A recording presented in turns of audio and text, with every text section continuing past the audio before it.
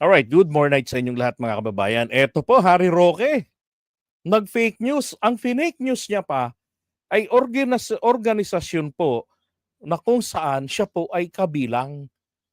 Nandun po siya sa listahan katulad ni na yung si Kaufman, kabilang siya doon at yung iba pang apat na mga Pilipino na mga accredited attorneys na pwedeng humarap, no, diyan sa diyan sa ICC. Fake news niya pa. At ito pong fake news na ito, itong fake narrative na to, panahon pa po ni Duterte yan, na tuwing um, mababanggit ang ICC, ang lagi niyang sinasabi at aming kinokopya dahil isa sa mga source of information namin siya, sources of information si Harry Roque. Na ang ICC ay ginawa lamang ito ng mga dating makapangyarihang bansa, no? At nawala na yung control nila sa mga maliliit na bansa katulad sa Pilipinas at sa mga nasa Africa, ay ginawa nila ito para makontrol ulit sila at maging sunod-sunuran sa kanila. Hanep no? So, sabi niya, mga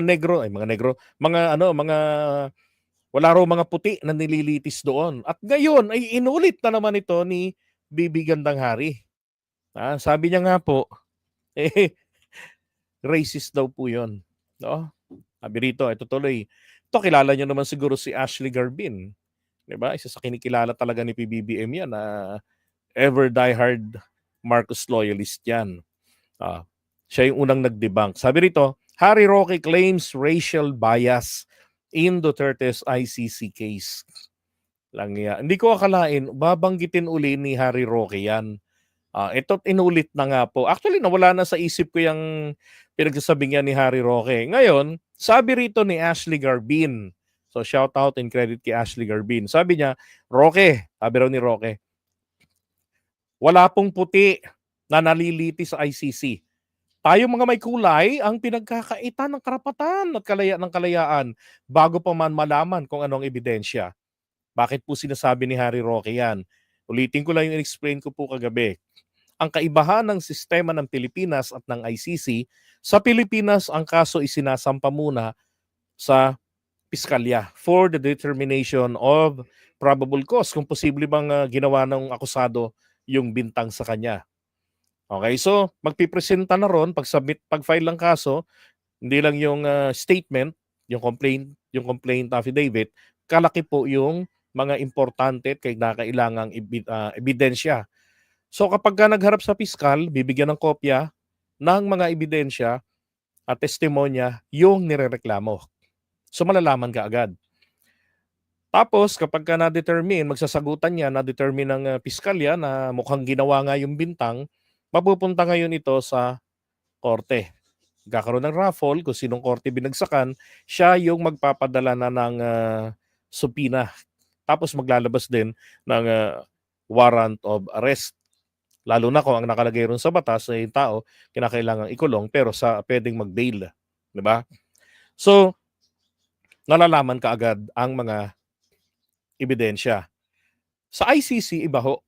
Dahil po sa remoteness ng mga at yung kahirapan na mahuli itong mga taong akusado, ay nauuna pong hanapin muna sa pamamagitan ng warrant of arrest na nilalabas ng ICC. At kapag nahuli na yung tao, nakakulong na sa kanila, then magkakaroon ng schedule sila na kung saan ay ipakikita sa kanya yung mga ebidensya. Ganun yung nangyayari doon. Nauna muna, nahuli muna, nakulong sa kanila. Tapos yung darating na, yung next step ni Duterte ron is a confirmation of charges and afterwards, eto na po yung trial. Diba? Ganun na yung mangyayari doon. Kaya sinasabi yan ni Harry Roque. Pero hindi po nangangahulugan ito na na bias sila, merong racial discrimination at puro mga colored people lang yung nililitis. No. Na nagkataon nga yung kahawak ni Kaufman, 'di ba? Yung dalawa. Puro yon, taga South Africa. Si pangalan nito, yun na yon. Pero eto ho, nilista rito at least merong 3 puti. Si Ratko Mladic, pinuno ng Bosnian Serb Army, si Slobodan Milosevic na presidente ng Serbia, and then si Radovan Karadzic, no, Bosnian Serb physician and politician. Sabi nga niya, dapat dahil nga sa fake news ang ginagawa nito sa ICC, maharang, ma-question yung kanyang hinihingi na political asylum sa the Netherlands dahil diyan. So sino ba yung mga yan? Ano ba ang kulay ng mga yan? Kitang-kita naman po hindi lang pati buhok, pati balat maputi. Yan ho yung dating presidente ng Serbia, si Slobodan Milosevic. Siya ho ay namatay, no? Namatay itong si Milosevic nang hindi po nagsisimula ang trial. Ang kanyang prosecutor ay ito pong si Attorney Kaufman, na abogado rin ni Duterte ngayon. So, hindi mo nakapagpakitang gilas dito itong si Kaufman. Yan, si Slobodan Milosevic. And then yung isa pa, si Ratko Mladic. Yan, isa rin sa mga sikat. Tingnan mo, may libro pa talaga, no? Siya yung dating leader ng army, no? Ano kung tawag rito? Bosnia ata ibig sabihin yan. Republika Bosnia.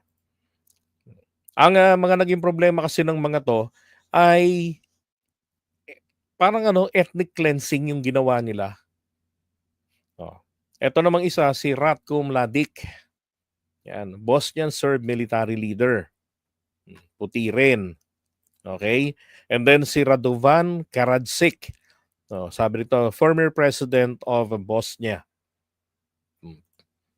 The butcher of Bosnia, Radovan Karadzic, will serve his genocide sentence in a UK prison. Yan, di ba? Yung dalawang yon, mga nahatulan sila maliban lang dito kay Slobodan Milosevic na siya po ay namatay. Ito nahatulan ito ng crimes against humanity at saka yung war crimes ang nahatol sa kanila. So yung pinagsasabi rito ni Harry Roque maliwanag po na fake news. Dati na po niyang narrative yan. Sinisiraan niya ang ICC na kung saan po siya ay accredited attorney.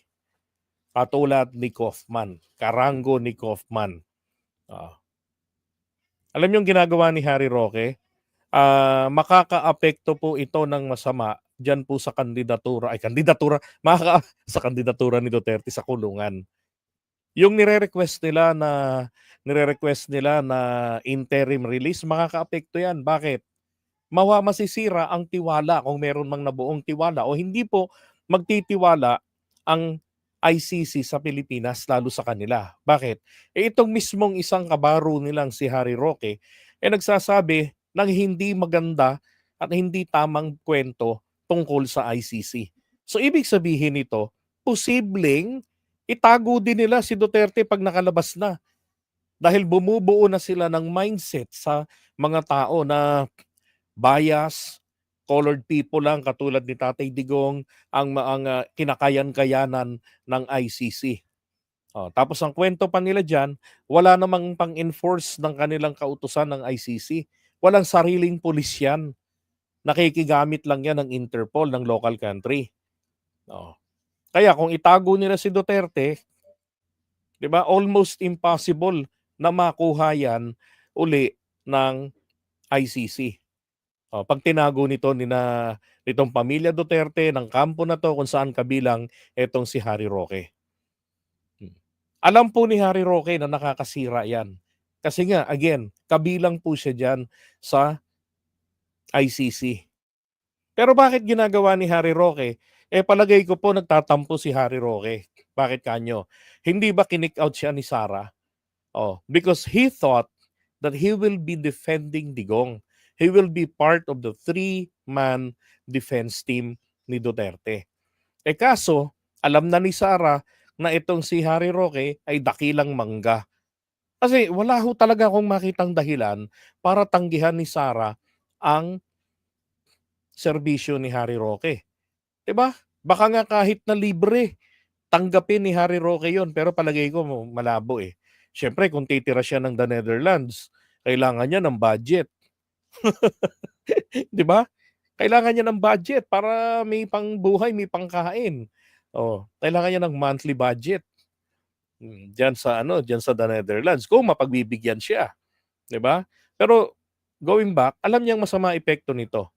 Sinisira lang niya, 'no, para 'pag mangyari po hindi mapagbigyan, ito na naman, isisisi na naman nila kay PBBM o baka nga po kay FL Lisa. Sasabihin, eh, kaya ano, tawag dito, kaya hindi napagbigyan, siniraan, oh, ng, Marcos administration. Wala, pero ang totoo, sila ho ang mga may kasalanan. Nagbago ho kasi ang lahat ng tono nila, eh. Una, magulo sila, napakaingay, 'di ba? Pagpapakita raw ng pagmamahal, ganyan, ganyan, ganyan. And then inaatake nila yung mga judges ng ICC. 'Di ba, yung mga false narratives nila, ginagawa nila ng kwento, dinismiss daw yung kaso. 'Di ba, yung mga gano'n na mga public pressure nila gamit ang misleading info. So nalaman nila na makakaapekto ng masama pala yun sa ano, sa kanilang, idol, Kidigong, na baka hindi pagbigyan ng interim release. Oh, so sabi ni Sarah, bigla silang tumahimik, "Move on na lang tayo kasi hindi na babalik si Tatay Digong." 'Di ba? Kaya lang when they realized na, naku, mahina ang laban nila, mahina ang depensa. Kasi hindi ho po puwedeng gamitin nila na kinidnap lang si Tatay Digong. Sa ICC ho, wala silang pakialam kahit kinidnap pa 'yan. Ang kanilang, interest diyan, harap dito sa amin ang akusado and we're good. Gano'n po sa kanila, 'di ba?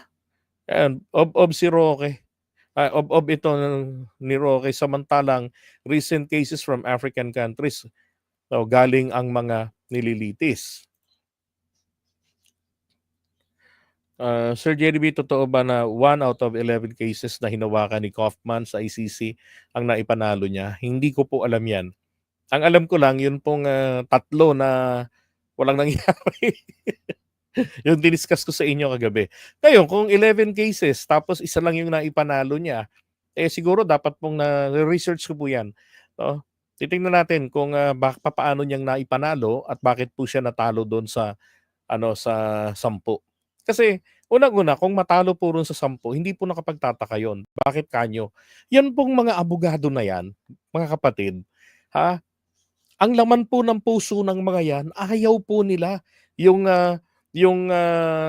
mga tao na nasasangkot sa crimes against humanity, genocide, yung, tawag dito, yung sa crimes against humanity, genocide, ano pa ba yung isa? Nakalimutan ko tuloy, yung 3 na yun, ayaw po nila yun. Mga human rights advocates po ang mga taong 'yan.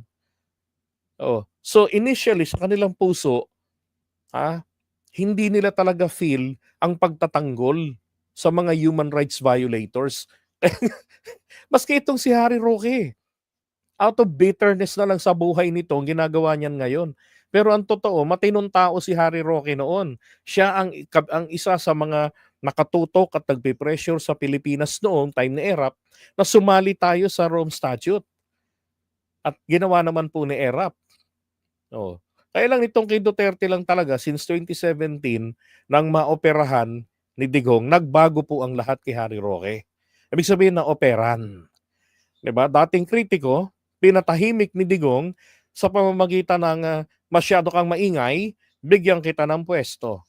Magdadaldal ka, ipagtanggol mo ko. 'Di ba, spokesperson. Oh, eh, mahirap para kay Roque maging spokesperson at the time kasi kritiko ni Duterte 'yan.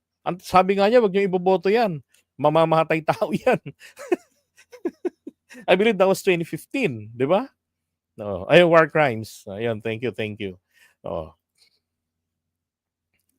ay naku. Kaya sabi ko nga kapagka ganyan, yung kay Kaufman, naku, nung una pa lang sinasabi ko na, tagilid kayo kapagka may mga malakas na ebidensya, hindi kayo makakaasa ng ano diyan, ng, ipagdidepensa na mailalabas si Duterte. Hindi niyo nakita ang inaatake lang nila ngayon, eh, hindi raw na yung karapatan daw ni Dugong dito sa Pilipinas, na-violate daw, hindi raw talaga napagbigyan. Oh, and sino siya para ma-determine niya 'yon, 'di ba? Eh, ang iiral at iiral po sa pag-uusapan nila diyan sa ICC, eh, ano ang rules ng ICC? Meron ba tayong pakialam kung yung patakaran doon sa Pilipinas nasunod o hindi. Saklaw ba tayo ng mga patakaran ng Pilipinas? May power ba sila sa atin? 'Di ba? Oo. Ganun lang yun eh. Yun nga, nasira ang buhay ni Rocky sa Duterte. Kaka-Duterte, Duterte, Duterte. O yun. Ayun, genocide, war crimes, and crimes against humanity. Yan tatlong yan. Okay? So, iwan muna natin si Harry Roque, the fake news boy.